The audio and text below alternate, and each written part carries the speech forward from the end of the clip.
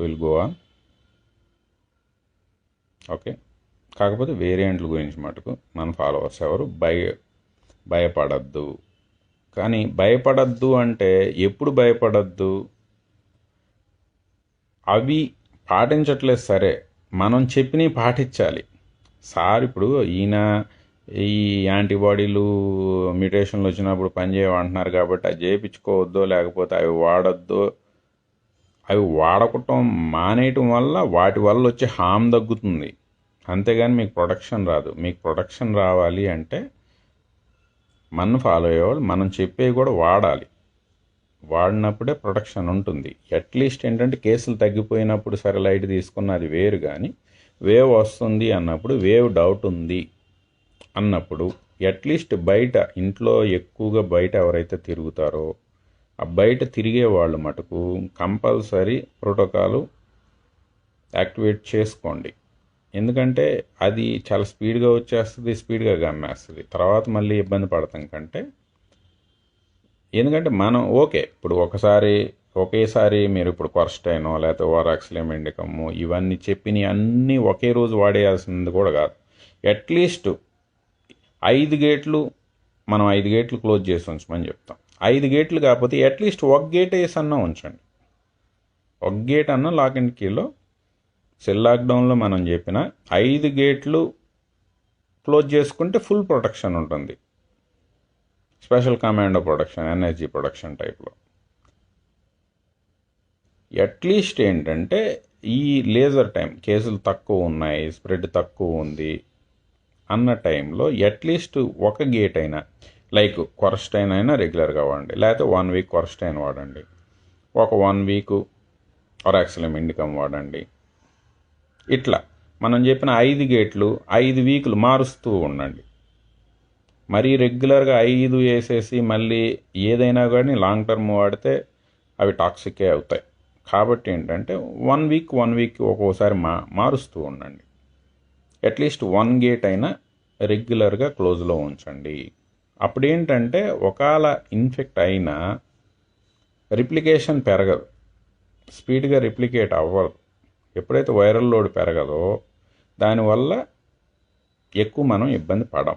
రెండోది, పక్కన వాళ్ళకి ఎప్పుడైతే మీకు వైరల్ లోడ్ ఎక్కువ లేదో పక్కన వాళ్ళకి అంటించడం కూడా తగ్గుతుంది.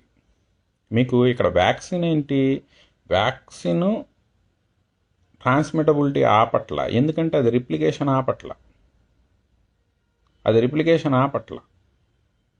అసలు అది చెప్పే మెకానిజం ఏంటో కూడా నాకైతే ఇంతవరకు వ్యాక్సిన్ కంపెనీలు చెప్తున్న మెకానిజం, నేను చదువుకున్న వ్యాక్సిన్ల గురించి ఉన్న మెకానిజంకి ఈ రెండింటికి పోలికే లేదు. మళ్ళీ ఇది కూడా దాని మీద పూర్తి కాంట్రడిక్టింగ్ స్టేట్మెంట్ అవ్వచ్చు.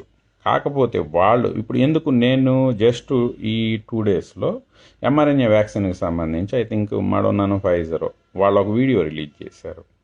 ఆ వీడియోలో చూడండి, జస్ట్ ఈ 2 డేస్ పోస్టుల్లోనే ఉంటుంది ఆ వీడియో. ఆ వీడియోలో ఏం చెప్తాడు,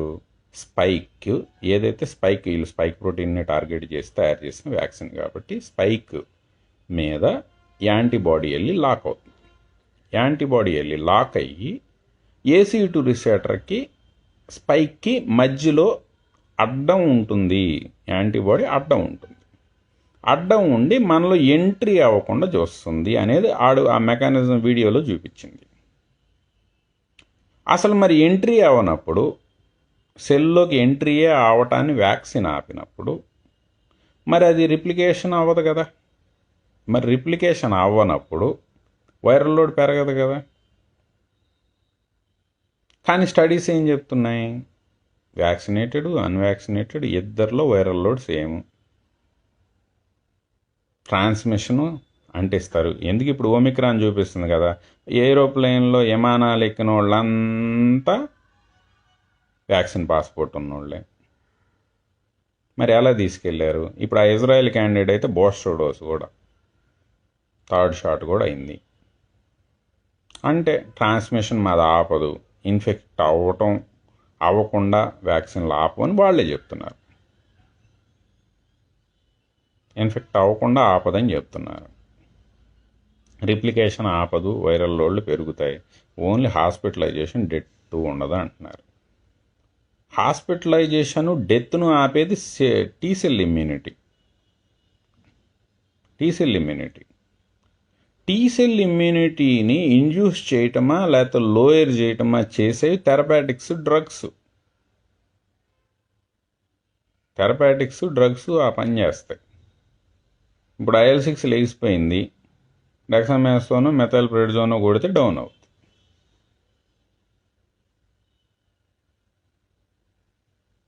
అట్లాగే TNF ఆల్ఫా లేచిపోయాయి, ఇన్ఫ్లెక్సిమ్యాబ్ కొడితే డౌన్ అవుతాయి.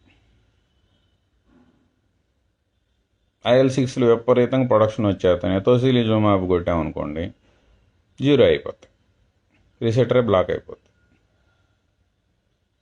ఈ టీ సెల్ ఇండ్యూస్ చేసేయో తగ్గించేయో థెరపాటిక్స్, డ్రగ్స్ అంటారు. వ్యాక్సిన్లు అనలేదు ఎంతవరకు, వికీపీడియాలో కానీ లేకపోతే ఎక్కడైనా కూడా అనలేదు. వ్యాక్సిన్ అంటే మొన్నటిదాకా ఈవెన్ వికీపీడియాలో చూసుకున్నా ఉండేది ఏంటి? వ్యాక్సిన్ అంటే వ్యాక్సిన్ వల్ల మామూలుగా అయితే యాంటీబాడీ ఒక కొత్త ప్యాథోజన్ లేదా కొత్త ఫారెన్ బాడీ మన బాడీలో ఎంటర్ అయినప్పుడు అది కొత్తది కాబట్టి దాని మీద అటాక్ చేయడానికి, మన ఇమ్యూనో డిఫెన్స్ చేయడానికి, లేకపోతే యాంటీబాడీ ఏంటంటే యాంటీబాడీలు డిఫరెంట్ టైప్ ఉంటాయి, అవి వెళ్ళి దాన్ని యాంటీజెన్లకి లాక్ అవుతాయి. ఆ లాక్ అయ్యి ఏ టైప్ ఆఫ్ లాక్ అయితే, ఇప్పుడు మన తాళంకి అందరి దగ్గర తాళాలు ఉంటాయి, ఒక ఇంటికి ఒక తాళం మాత్రమే పెట్టి తీస్తే ఆ తాళం ఓపెన్ అవుతుంది.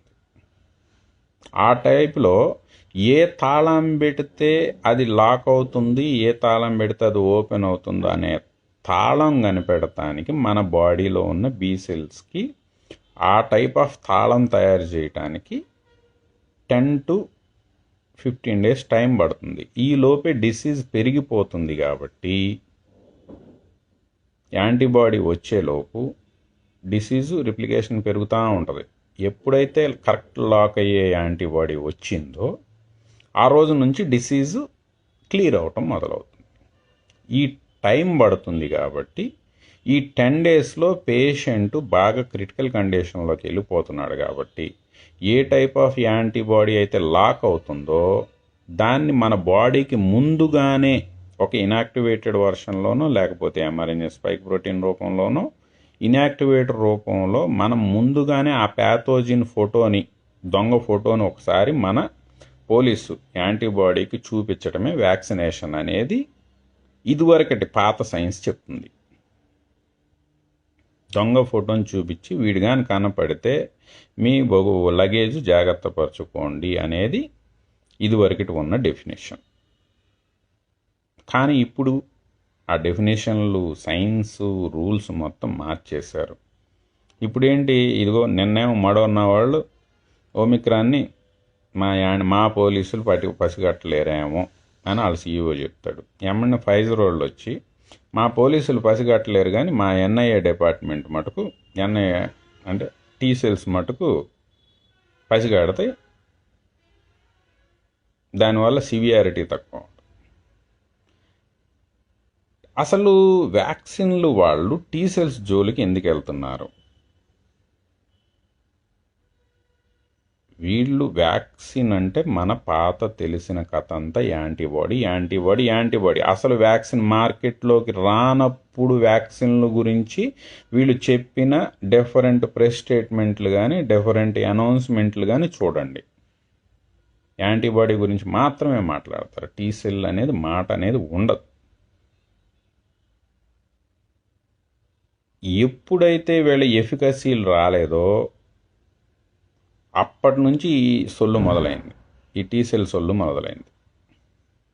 టీ సెల్ ఇండ్యూస్ చేయాలన్నా, డౌన్లు చేసుకోవాలి లేకపోతే పెంచుకోవాలి అన్నా అదంతా కూడా డ్రగ్స్తో టార్గెట్ చేసుకునే పని, మన ఓన్ ఇమ్యూనిటీ చేసే పని, లేకపోతే డ్రగ్స్తో టార్గెట్ చేసుకునే పని. దానికి ఈ వ్యాక్సిన్లో చూపించే ప్యాథోజన్కి సంబంధాలు ఉండవు.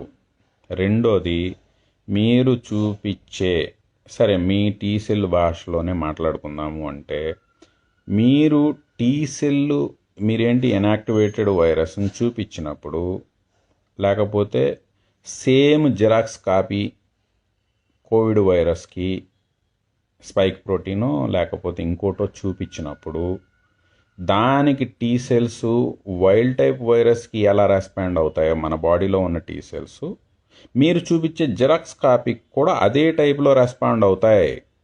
అంటే what it means, it harms మనకి most of the Covid deaths దేనివల్ల అవుతాయి? సైటోకైన్ స్ట్రామ్ వల్ల అవుతాయి. ఇంటర్ఫెరాన్ గామాలు పెరిగిపోతాయి, CD8లు పెరిగిపోతాయి, టీ సెల్ ఓవర్ రెస్పాన్స్, స్పెసిఫిక్గా IL-6లు ఓవర్ రెస్పాన్స్. మరి ఇవి చైనాలో వుహాన్లో పుట్టిన వైరస్కి అయినా అదే స్పీడ్లో వస్తాయి.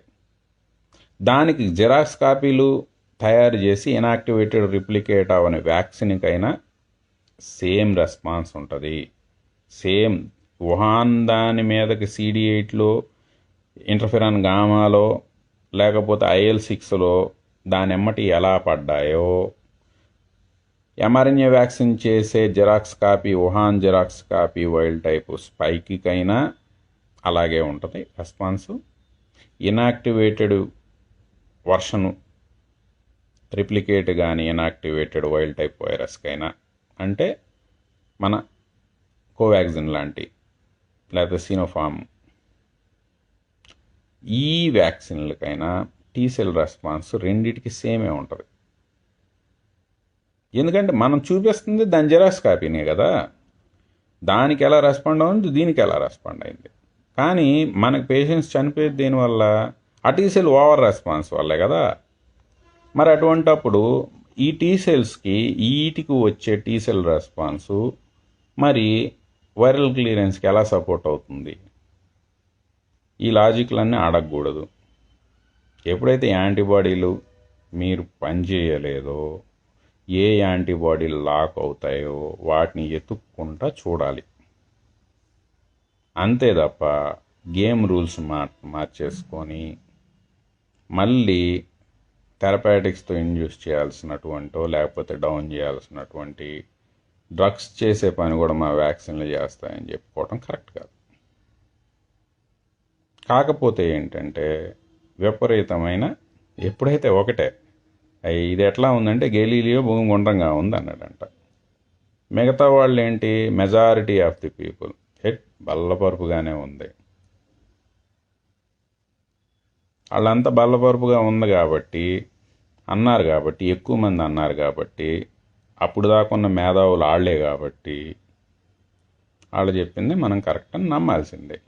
గుండంగా ఉందంటే ఒప్పుకోం. ఇట్లా ఉంటాయి. కాబట్టి ఏంటంటే ఏది నమ్మాలి ఏది నమ్మకూడదు అనేది ఎవరి పర్సనల్ వాళ్ళ ఇష్టం.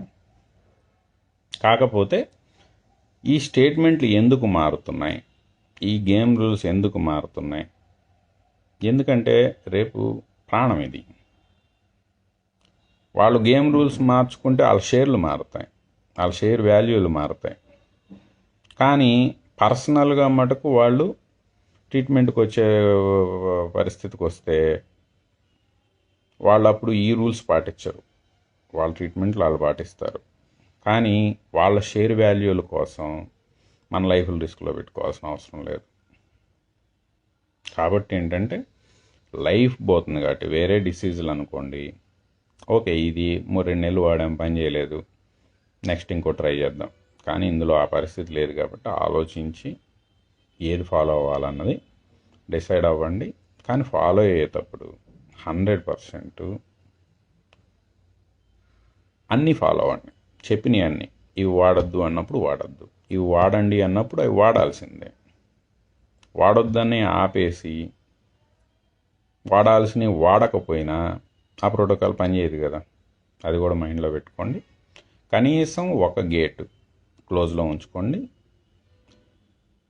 కేసులు పెరుగుతున్నాయి అనుకున్నప్పుడు ప్రొటెక్షన్ పెంచుకుంటూ ఉండండి. నెంబర్ ఆఫ్ గేట్స్ క్లోజ్లో పెట్టుకోవటం పెంచుకుంటూ ఉండండి.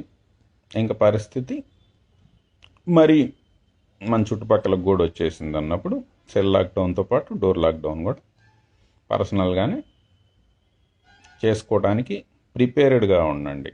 లాక్డౌన్లు వేరియంట్లు ఎప్పుడు వస్తాయో లాక్డౌన్లు ఎప్పుడు వస్తాయో తెలియదు కాబట్టి ఫైనాన్షియల్గా కూడా మినిమం సేవింగ్స్తో ఎప్పుడు కూడా ఒక 2 నెలలు బయటకు వెళ్ళకపోయినా, ఒక నెల 2 నెలలు బయటకు వెళ్ళకపోయినా కూడా ఫుడ్కి మందులకి ఇటువంటి వాటికి ఇబ్బంది లేకుండా మినిమం సేవింగ్స్ అనేవి కూడా దగ్గర ఉంచుకోవడం అలవాటు చేసుకోండి. డబ్బులు సేవ్ చేసుకోండి, డ్రగ్స్ సేవ్ చేసుకోండి. వేరియంట్లకు మటుకు న్యూస్లు చూసి ఎక్కువ ప్యానిక్ అవ్వాల్సిన అవసరం అయితే లేదు. మన ఇన్హిబిటర్లు అన్ని వేరియంట్లకి పనిచేస్తాయి. ఏదో ఊరక స్టేట్మెంట్లు ఇవ్వటం కాదు, సింపుల్ ప్యాక్స్లోవిడ్ని ఫాలో అవ్వండి. ఎందుకంటే మనం ఏవైతే చెప్పే ప్రోటీయేజ్ ఇన్హిబిటర్లు ఉన్నాయో ఫైజర్ ప్యాక్స్లోవిడ్ కూడా మనం ఇదివరకు చెప్పే మెకానిజంని ఫాలో అవుతుంది కాబట్టి మొన్నటిదాకా అర్థం కాలేదు కాబట్టి ఇప్పుడు అట్లీస్ట్ మన వాటికి ఈక్వలెంట్ కానీ ఇంకో డ్రగ్ మార్కెట్లో ₹1,00,000 తిరుగుతుంది కాబట్టి రెండిటి mechanism same. 3CL pro inhibitor Paxlovid Pfizer వాళ్ళ వారల్ పిల్లు కోర్సు ₹1,00,000. సేమ్ అదే టైప్లో 3CL ప్రో ఇన్హిబిటారు మన వరాక్సిలిండికంలో ఉన్న బైకాలిన్ కానీ పొంకాలిన్ కానీ అలాజిక్ యాసిడ్ కానీ ఫెనుగ్రీకిన్ ఆర్డిఆర్పి ఇన్హిబిటారు ఇవన్నీ కూడా ఇన్హిబిటార్లు. ఇప్పుడు కూడా వీళ్ళు మెల్లమెల్లగా మోల్నుపిరావిర్ అయితే ఆర్డిఆర్పి ఇన్హిబిటార్, రెమ్డెసివిర్ లాంటిది. కాకపోతే అది అవి ఇచ్చేవాళ్ళు, ఇది నోట్లో వేసుకునే గోళీ లాంటిది మోల్నుపిరావిర్. కానీ ఎఫికసీ 30% పడిపోయింది, ఎందుకంటే రైట్ టైం యూజ్ చేయటం కుదరదు కాబట్టి. ఓకే,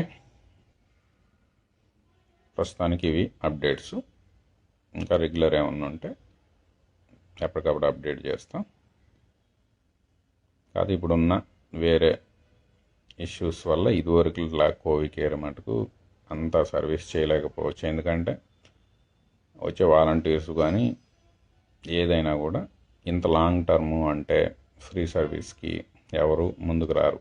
ఏదో ఒక వరదలు వచ్చాయి వెళ్ళి ఒక వారం రోజులు సర్వీస్ చేసామంటే వస్తారు, కానీ సంవత్సరాలు మనకి సర్వీస్ చేయడానికి మీ పనులు ఆపుకొని రండి అంటే నాకులాగా అందరు రారు. కాబట్టి ఇదివరకు ఇట్లాగా చేయలేకపోవచ్చు.